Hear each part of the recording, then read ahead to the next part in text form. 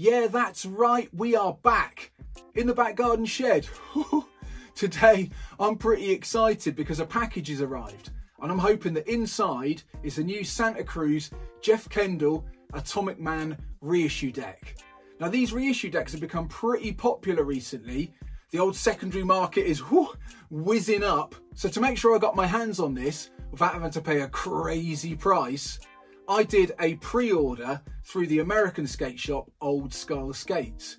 Now I've ordered a few decks off these guys before and they've always come through a treat. So let's have a look at this package.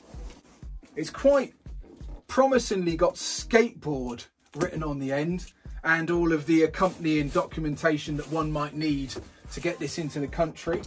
Just going to take my knife, just slit her open here, and let's see what's inside. Whew. A bit of packaging that can go down there. Oh, and here she is, look. Yeah. Right, so it's in a cellophane wrapper.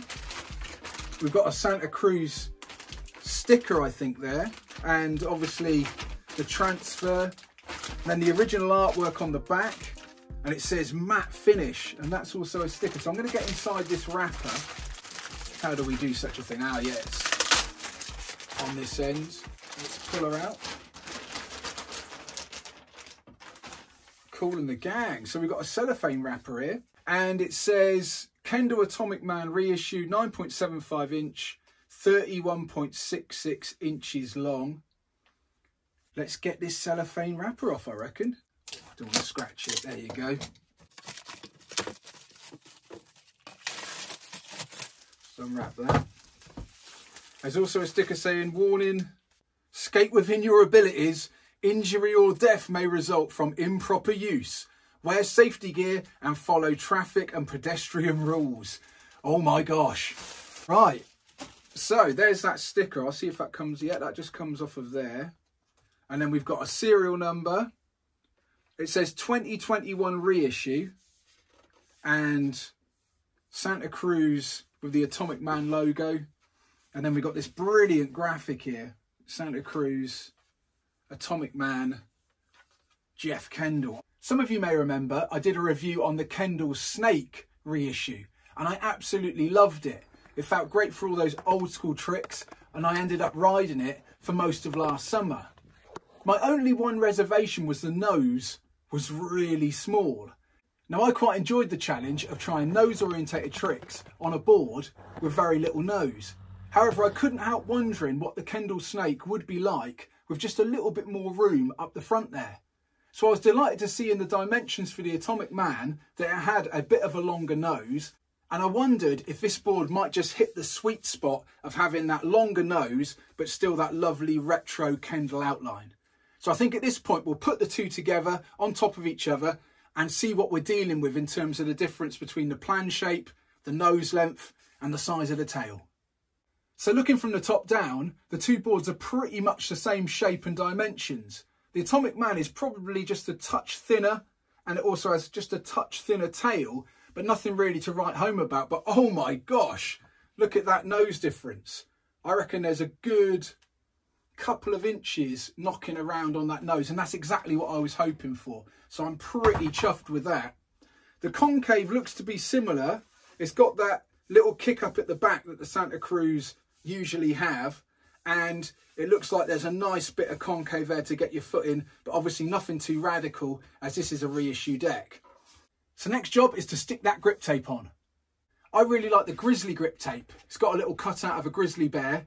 One slight issue I had is the grizzly tape comes in a 9-inch size and the board is about 9.75 at its widest point. So if I put that round, you can see I get quite a, oh no, overlap where the grip tape doesn't cover. So what I've done is I've done a bit of a retro flavoured grip tape design and just done some panels. I quite like that layout on the Snake, so I'm going to continue with that. Obviously grip tape design is personal preference, and you can take it as far as you want to take it. I prefer a cleaner look generally, but I do really like this transfer and it'd be churlish to cover that up. So I've gone for a bit of grip tape at the back and then an open transfer and then a couple of panels. I'll just peel this back. I don't think there's any special technique to this, but obviously it's advantageous not to have any air bubbles. And I also like to keep it straight, keep the OCD in check. So I'm going to leave a little gap at the back here. Make sure my grizzly bear is on there. Then I'm going to just do a tentative first stick down. Yeah. And then come from this side and try and get it in that nook. I think you'll call that the pocket. And then bring her down. And hopefully that'll be on there all nicely. So on to the next panel. I'm just going to leave this serial number sticking out as a little pinstripe. And that'll also let a little bit of the deck come through. This is a nice stain. You can see a bit of the wood grain. Ooh. And again, I'm going to do a little test stick down just to check I'm all covered and I'm straight. So I reckon that is looking pretty good. Yeah. So again, stick down in the middle and then out into the nooks of the concave. And the final one is this front panel that will cover that more generous nose. So let's peel this one back. Oh, there you go. Okay, stick this one on. Again, just checking it's remotely straight.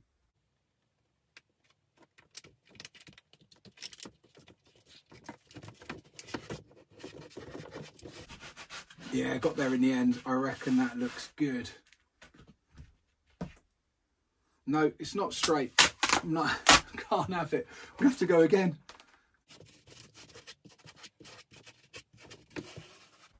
Oh. Yeah, I think that could be it. Brilliant. So I get my knife. I'm sure you've seen this a million times before, but I'm just going to rub this. And that's going to give me a nice line to cut to and also press the adhesive down on the deck. Okay, so next up I'm just going to trim round. I like to just peel this back a bit just to make sure it's up in the air, give it a bit of a wiggle. And I also like to use a really sharp knife and just run that around, try and make this as neat as possible. So that's the main bulk of the cutting done. I'm going to go back round and just check I haven't missed any little bits. Bit of health and safety with the knife. You should always cut away from yourself, which is something that I don't do because I find it impossible to get a really good finish cutting away. So I sort of cut towards myself, but try and keep things as safe as I can. Bit of risk and reward.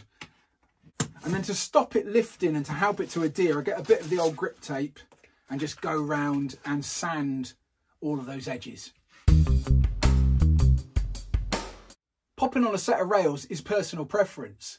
Some of the benefits include a longer slide. Also, if you place them in the correct position, it saves the graphic on the bottom. They can also be nice for grabs. And they also add a little bit of stability toe to heel when you go up onto that coping. The downsides are they add weight to the board and they also cost a little bit of money. My favourite rails are the Santa Cruz Slimeline rails. They come with some nice features such as a little bit of a cutout, so when you put the self-tapping screw in, it doesn't lift the rail up.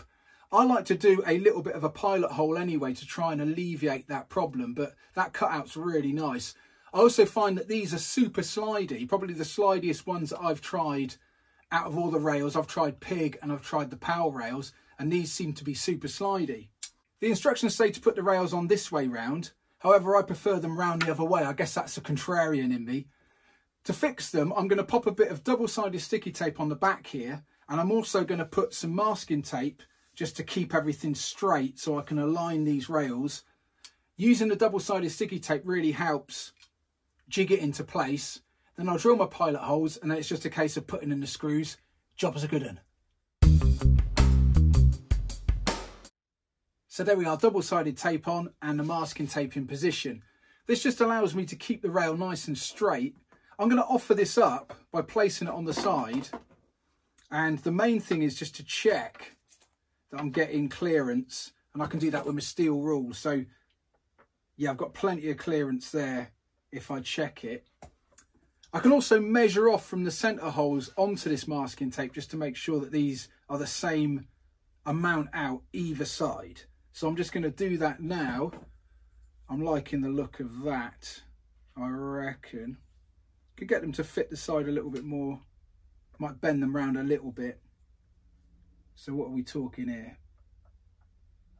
Yeah, 60mm on that side. Hopefully straight on this side.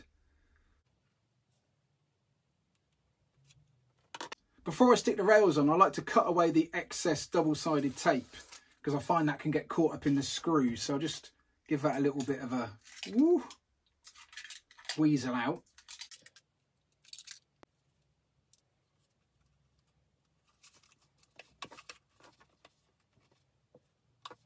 Okay, so those are looking pretty good. Just check again that we've got clearance.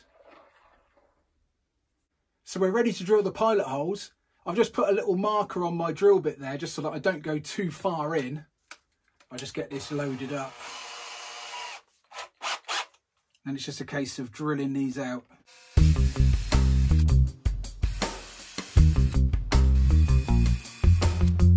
Okay, I prefer to use a hand screwdriver. I find that the drill screwdriver can go a little bit fast and then it turns the screw into a drill bit and just takes all the material out. You end up with a screw going round and a rattling rail. Oh no. So let's put this screw into position. I'm going to do the middle ones first. I'm hopefully a little bit of pressure needed here. And that is looking good.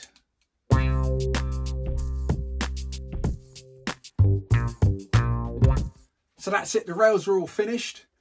If you look down the side, you shouldn't see any gap at all. The double-sided tape happens to act as a bit of a buffer, bit of a washer, and also just pre-drilling those holes means the screw can go in and the material it pulls up is not enough to pull the rail back up. I can take my masking tape off now. And there we are, the rails are fitted.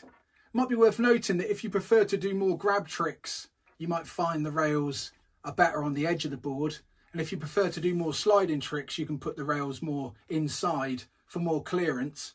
I think with this one, we'll just check one more time, but you can see that there is no way that I'm going to touch. And also that gives me quite a bit of wear before I do end up getting down there. So I reckon that's job's a good one. Okay, the final job to finish her off is to pop on the trucks and wheels.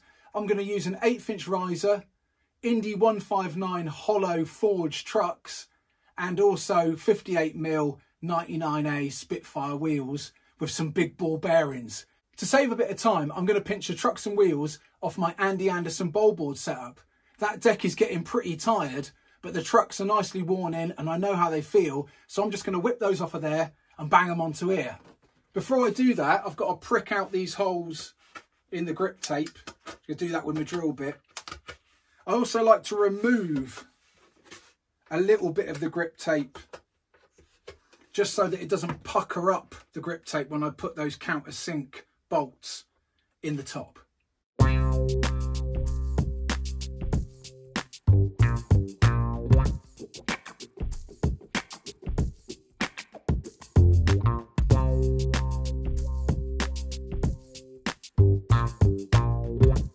Well, there she blows, all finished. Wheels and the trucks are on. 1/8" riser just to stop any wheel bite for those carving turns. I can't wait for a break in the weather so I can get out there, give it a spin and try this extra bit of nose. Oh my gosh.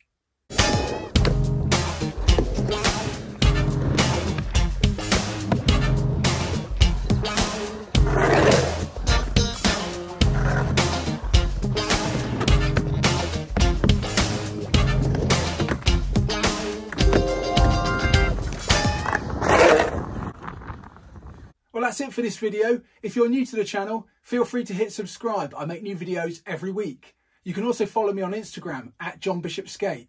As ever, my name's been John Bishop and I'm a middle-aged guy learning how to skate.